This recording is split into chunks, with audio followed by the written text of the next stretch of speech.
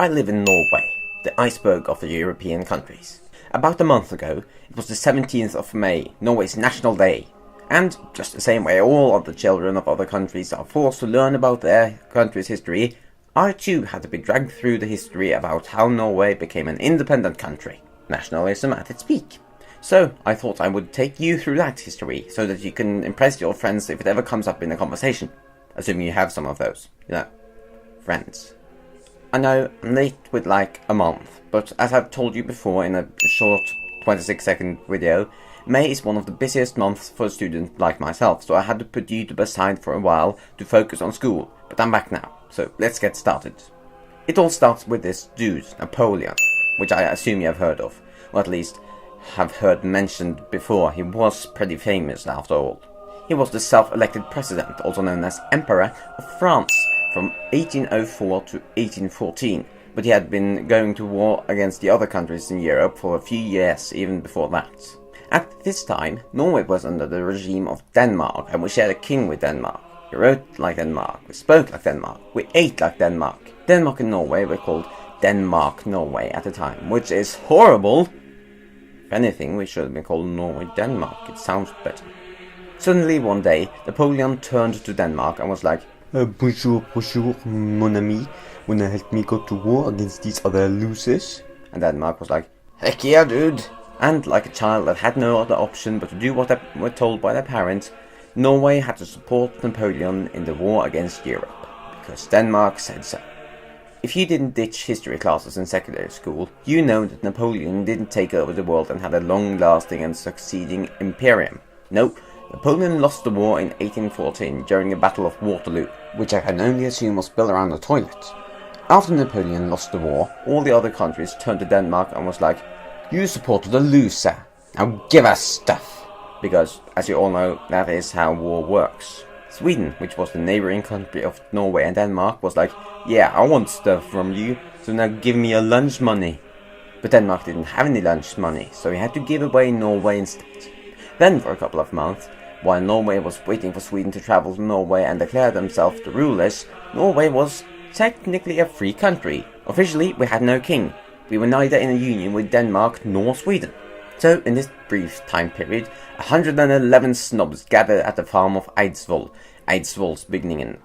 Here, they all came up with a completely new law for Norway, which was very much based off of the French and British and American law. On the 17th of May, this law was signed and done. And that is the true meaning of May the 17th.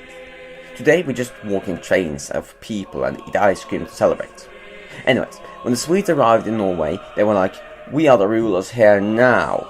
But then, Norway responded with, you can't do that, we have our own law. Hashtag YOLO swag. What? Did I write that? So then there was a long, bloody war between Norway and Sweden that lasted for like a few weeks. And then after many seconds of blood, sweat and tears, they decided to compromise. Norway got to keep our law and our independence, but we had to be in a union with Sweden. Here we start talking about Norwegian language history, which is indeed as boring as it sounds like, if not more. Basically, it was not agreed upon how we were to write in Norway. Some people thought that we could write the same way we spoke, called nynorsk, and some people thought it would be easier to Norwegianize Danish, called bokmål. And yes, Norwegianize is actually a word, I searched it up. Some people thought that we could just keep writing Danish, but nobody liked them, so that never happened. If you think that the Norwegian state is good at compromising, and came to the conclusion that we had to have a mixture of both nynorsk and bokmål, you would be as wrong as a flat earther. No, the Norwegian state thought that it would be a good idea to use both of them. Both! Which is idiotic. You see, today, children of Norway either learn bokmål or nynorsk when they start in school, all depending on where you live. Then, they teach you the other language that you didn't know when you start in secondary school. The difference between nynorsk and bokmål aren't that big. I mean, if you know Norwegian fluently, it's easy to understand the other language when you read it. But it is freaking hard to write it. The grammar is really different. If the Norwegian state is watching this, I have a few complaints to them. First, if you're gonna compromise, combine the two languages. Don't let them live separately. Second, if you're first gonna compromise and let the two languages roam the books of our people, teach everyone to write both languages in primary school. It's that easy. And third, stop watching YouTube videos and go back to work. Now, Norway was sort of independent since 1814, but we were still in a union with Sweden. That would all change in 1905, when the Swedish king, Karl XII, thought to himself, "You know what? I really want power. Let's take over Norway." So he went to war against Norway. That would quickly change when he suffered from a minor injury called getting a freaking bullet through your head. Karl XII's death made it so that the Swedes had to cancel their invasion and return to Sweden. And ever since then, Norway has been an independent country. Well, apart from the invasion of Norway in 1940 during the Second World War. But that is a whole other story for another day. I'm not going to give away any sources here, because this is stuff I've learned at school and through Norwegian culture. That is the point of the video after all. If you want more detailed information, you should do the research yourself. I just hope that this video has given you a little bit of insight to the Norwegian culture and history. And the element of the month is argon. I picked argon for the element of the month, thinking that argon was some super cool neon gas stuff. It turns out it is just like nitrogen. It's not exciting, it's not special, it's not interesting.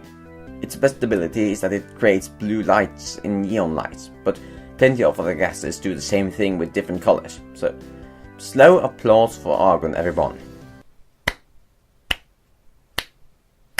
Guys, before the video ends, I just want to say there were a few animated frames in this video. Those drawings might have looked like they were made by an artist and YouTuber called The Odd Ones Out, but they were actually created on an iPad by me. I was copying his style, so you can say that I plagiarized him all you want. It was the point. He has a very cool drawing style that is easy to copy, so I wanted to.